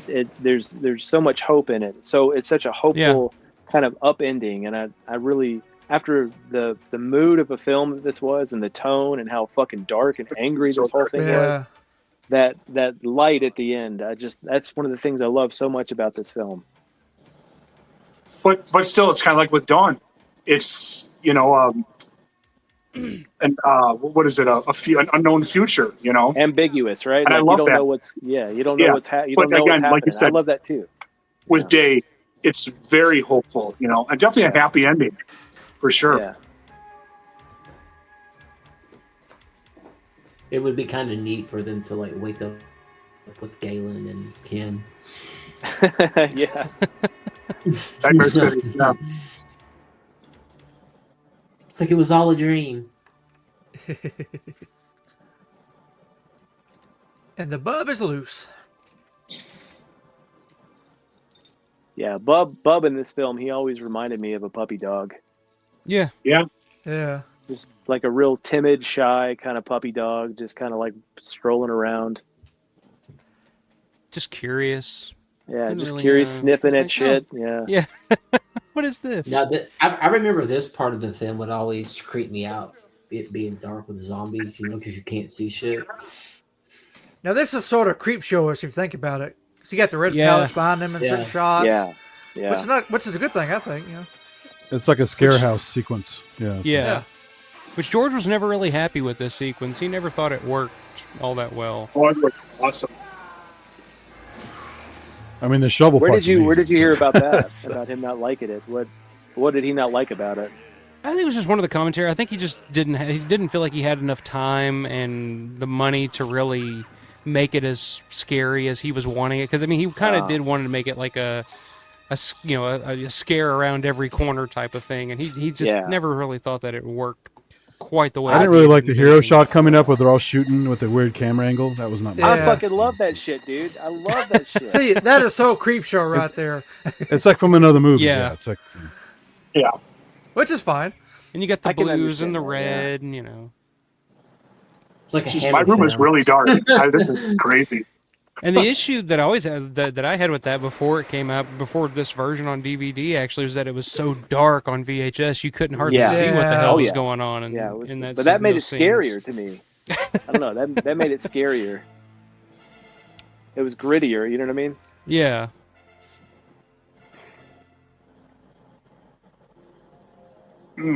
I like that he leaves Rhodes alive because he knows what's going to happen. So yeah. The fridge has been unplugged. What a mess he would have made if he would have pulled both barrels on his fucking ass right there. Yeah. That would have been a Savini effect. Yeah. Yeah. But to some things, worse than death. It comes back to the humanity that we were talking about, though. When he looks up and he sees Fisher, and he's like, you can see that shift in him. He's like, I'm not going to do it. I'm not going to be like him. You know what I mean? I love that. Yeah. I love that shit. Plus, if he kills him, we don't get the rubber chicken, right? So Yeah. Can you fix it? Can you fix it?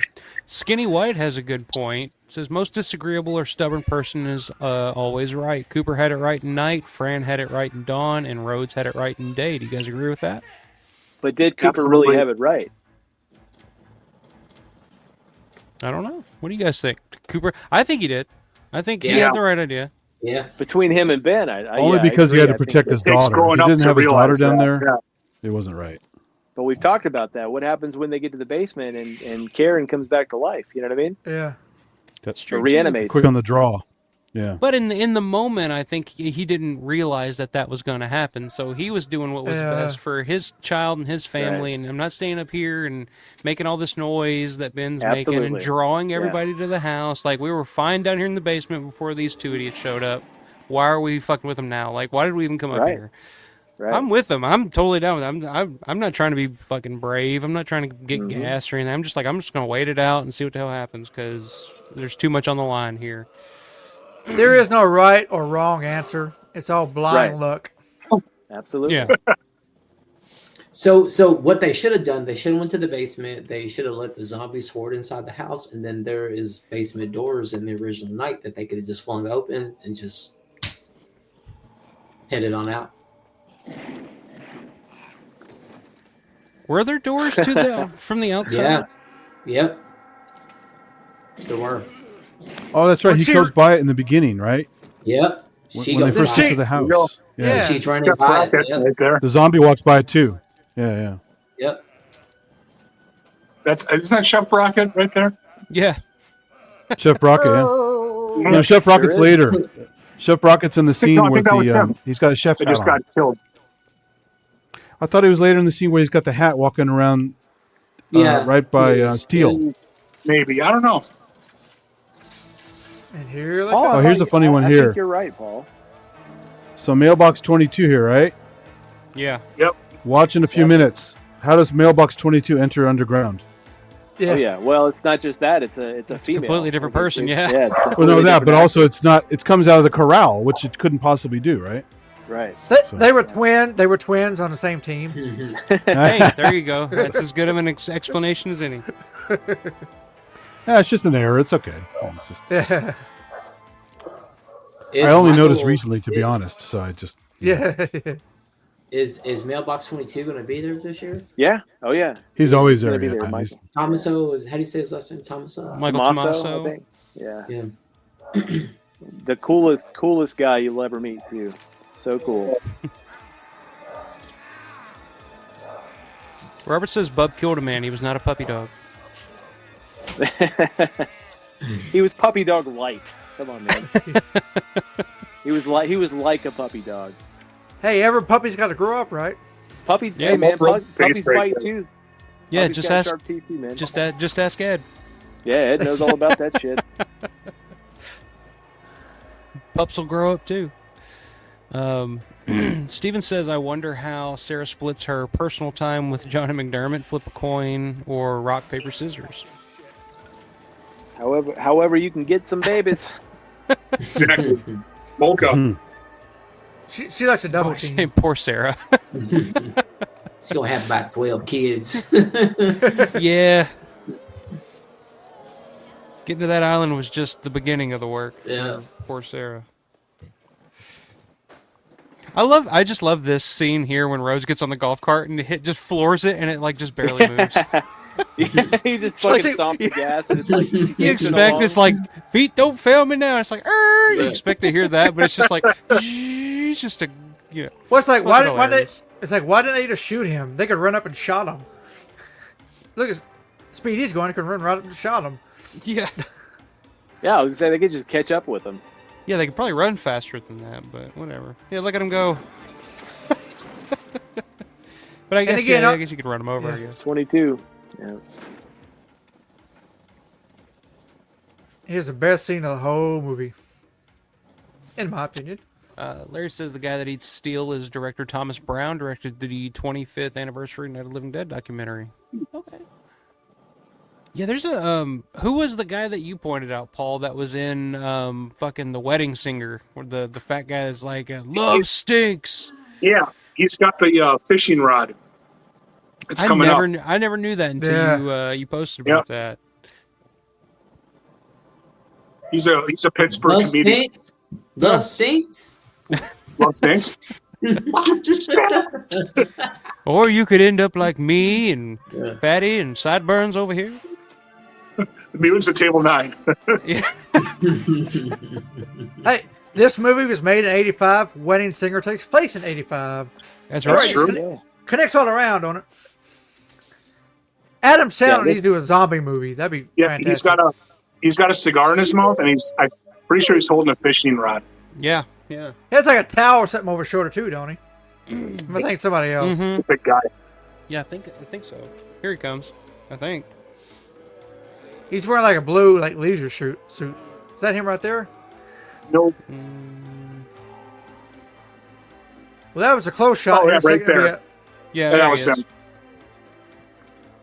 There's another shot where you Yeah, see the guy him, behind his him has face. the towel over the shoulder. Okay.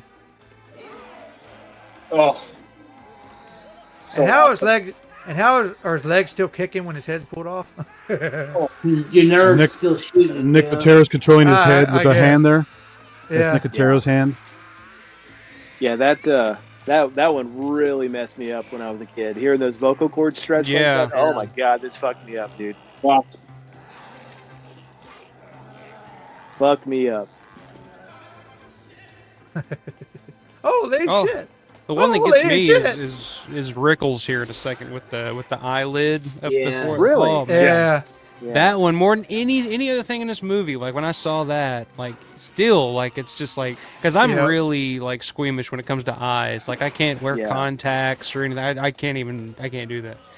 So when the fucking eyelid gets, I was just like, oh man. Yeah. And that's something you can live through too. Yeah, that's just pain. There's no. Yeah, you feel everything. I don't know, man. Hearing those vocal cords stretch and rip like that was just so horrifying. Yeah. There's another cameo coming up here. That's right there. That's Don Martin from Fangoria magazine. Oh, I The didn't former know. editor. Tom Savini's brother's in here too, Andy. A second. So which it's right one here. of these isn't Mike there he Ankus? Mike Ankus, isn't he one of the guys that's fucking with Bob Martin. Rickles' So not head? Don Martin. Bob Martin. Ankus was one of the guys that pulls the head off, I think, right? Oh, okay. Yep. I couldn't remember if he was pulling the head off or if he was with the eyeball. Ankus isn't the guy who was shot by steel and falls on the ground. I thought that was Ankus. It's earlier. Yeah, I'm pretty sure he's one of the guys that takes the head off. And there's Savinsky, in case somebody misses him. Right there, yeah. Vince Savinsky, yeah. Yeah. Oh yeah, there's old Vince. Kind of 80s guitar riff. Just Yeah. can't live without that. So badass. That's something Andy Summers of the Police would do, actually. You got clowns, hombre. I'll say Then they get too, the like person's helmet, there it is. out of all the zombie films of all time, I still think that these, to me personally, these are the most horrifying, scary looking zombies on film. Exactly. Yeah. Shit. Except for blood coloring, right? Come on, bub. Goodbye, bub.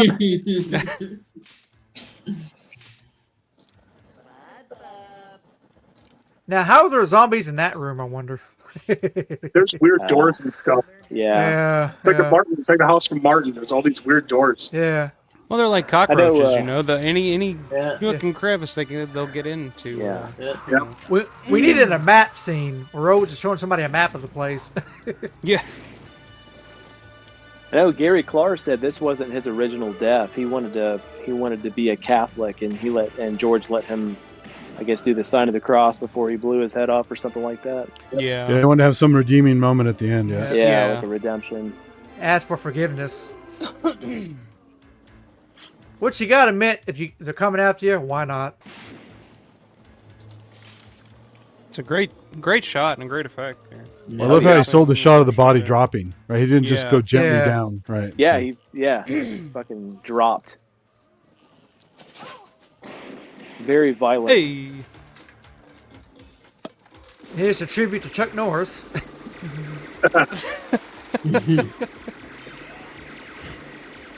Missing in action. I was thinking more like Delta Force. Yeah, Synth, I love this scene. Really at the service. I like it. Oh. Temporarily at the service. Temporarily out of service. See, they did this now. They could CGI a missile in that silo. Yeah. Oh, of course. This is one of my favorite shots in the film too, when the camera kind of dollies around the ladder as they're climbing up. I love that shot. It's one of my favorite shots. The term "puss brain bag of shit" comes in there. Well, I like when he calls Bub puss fuck. Yeah. You puss fuck. You puss fuck. You suck. You fuck.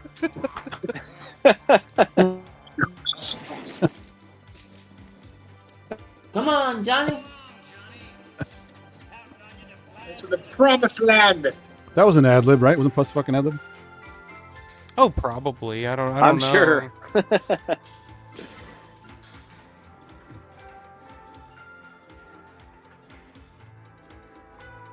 I hate when people throw guns away in movies. I'm like, you motherfucker. You know how expensive that thing is? What if you find bullets later? Especially, that's a good gun. That would last a long time. Yeah. See, here's what I'm talking about. Now we get to WrestleMania. Now we're Starrcade. They've been teasing this fight, doing promos on each other, and here they are. This is Undertaker versus somebody. Is that the? Yeah. You wrestling guy. Ankus is next to Nicotero. Nicotero pulls the head away. Ankus was to Greg's immediate left. Okay. Yeah. Gotcha. Is this Undertaker versus Sting? Is that what it? No. Yeah. I feel like this is like I feel like this is New Jack versus like Gypsy Joe. Gypsy Joe. No. Yeah, well. Like, seriously.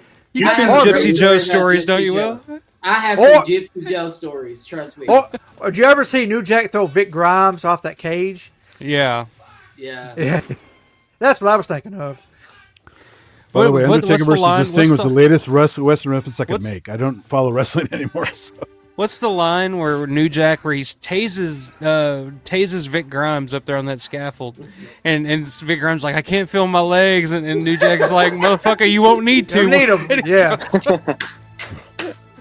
Do you guys think Rhodes has any idea about what's about to happen to him? No.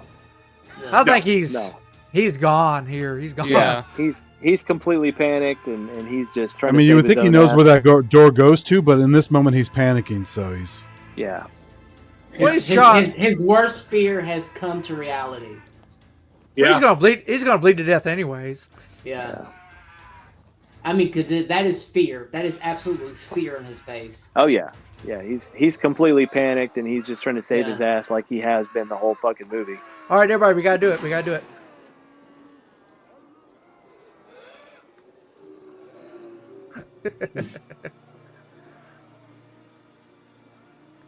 And then Bub just walks off. He's like, "This is what you get, motherfucker." There's always a big question: what does Bub do after this? I mean, who knows? Yeah, does he get out, or does he just wander those halls until he? That's such a what if. It's the most like satisfying villain death of like any movie ever. Pretty much, yeah. It's like everything you Okay, want. we can get the action figure where you can take them apart, so that. Yeah. Like that is fucking it. And you know what sucks is that Joe. And we know what that was. Joe would get such a kick out of that if he were here. That he would have his own action figure Yeah. that actually comes apart like that. Yeah, absolutely. There's George. With the scarf. His quick little cameo there. The mandatory banquet scene. Yeah. Gotta have it. I like the rejection of the dog tags there. That's great. So. Yeah. Mm-hmm. Yeah, that always creeped me metal. out. Tastes like blood. Metal. Yeah. Spitting the dog tags out. Yeah. Well, even the guts they're eating is just fantastic. Nobody's done anatomy like this ever before. No. Yeah. I mean, just fantastic. Now they're all got their belly full. Well, We're you all also taking got to that think somewhere. too. You also got to think and take into consideration at this point in the timeline, these zombies don't get to eat too fucking often. Like they're not finding fresh victims very often anymore. So when they get them, they're probably it's like an Ethiopian. Yeah, yeah. You know, at a Golden Corral or something. You know, it's like they're fucking ravished. See, to me, this is where the final dream starts. I'm gonna remember that. I'm gonna bring it You up like next that, week. Paul? Ethiopian at the Golden Corral. Hilarious. Well, the one There's thing you your remember, ne- he said got to gas up the whirlybird, and they didn't, right?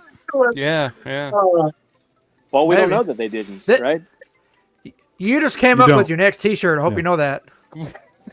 No, I've seen what happens when you make Ethiopian jokes. It doesn't turn out well for some folks. Oh, the Ethiopian Well- from South Park. Yeah, Actually, South Park Jim- did it. So Yeah. yeah, I'm talking about Cornet. Yeah. Yeah, bucket of chicken across Yeah. Ethiopia. Talking about Jim Cornette. Yeah. Oh yeah, he's all right. He's a millionaire. He's all right. Yeah, he'll be fine. I love listening to tell stories about wrestling. So, what do you guys think about this ending here? Fans or not? Um, Like, how does it end? Like, what Perfect. happens to them? Is this what really happens to them, or is this? If it was a proper trilogy, it's a great happy ending because you don't want to leave on a downer. So Well, you know, zombies are in the water if you watch Felucci movies, so not safe on an island. or shockwaves. Yeah. Yeah, that's Yeah. it. Yeah. Of course, that's what George. George. The George didn't land; they literally just walked under the water to the Right. Tri Rivers or whatever. It's hopeful. It's uplifting. I feel like it gives our heroes what they deserve. Yeah. I think it's a perfect ending. I really do. It stays ambiguous at the Yeah. end. You don't know what happens to them, and that's the way it needs to be. Why? That's the perfect end to a story. Yeah. You don't need to know what happens after that. And it's worthy to stand up and clap after. Just Absolutely. worked perfectly. Actually, the best ending is before they fade out before Sputsy Spare gets in there. Yeah, there you go. That's No, Yeah, I'm before- just kidding. bounce too. It's the all right. song It's really I'm kicks just in. kidding. It's okay. It's all right. No, I'm with you. Like, I do not understand this choice of music here, but I never did. I was like, I where know. did this come from? World inside your They were eyes supposed to sing tonight. at the first Living Dead week or the 2021. They were supposed to be there doing some kind of live performance, and they never. I guess I don't know if it's because of the COVID thing or whatever, but they never showed. Yeah. Well, I'm glad they chose this instead of If Tomorrow Comes. Right. Yeah. That one's worse. Yeah. Yeah, that one's a little worse. This one, hey, it's a catchy song, but I don't know, man. For like the end credits of a Romero film, it's just it's a little different. At least it's at the very end where he starts singing, so people have probably already left. So yeah, that's true. That's true. It doesn't kick in right away. Well, I mean, they This did song is release. definitely very hopeful for. They did release this on a soundtrack, so maybe they're going for a hit single, something radio would play. That could have been a mindset there. Yeah, that's a good point. Could be.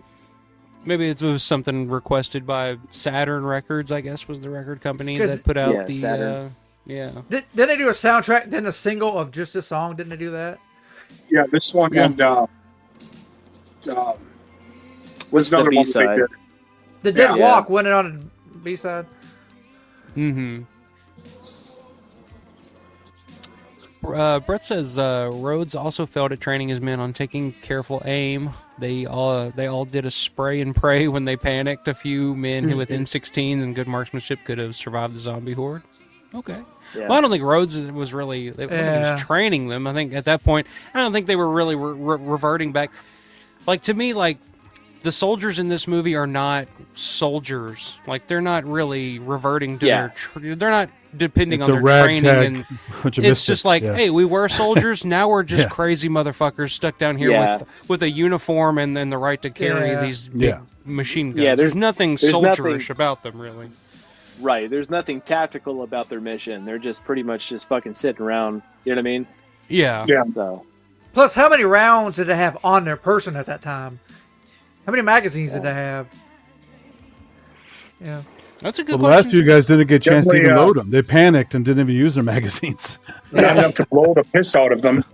And Rhodes dropped his, Robert says Land tells us he reverts back to nothing. Larry says I love Matt's enthusiasm for Day. There you go. It's my favorite movie. We talked about going back and forth between Dawn and Day, and right now it's Day. I mean, it's just the way the tide. It's the way. Now the that we tide just flows, watched Day, it's Day of the Dead right now.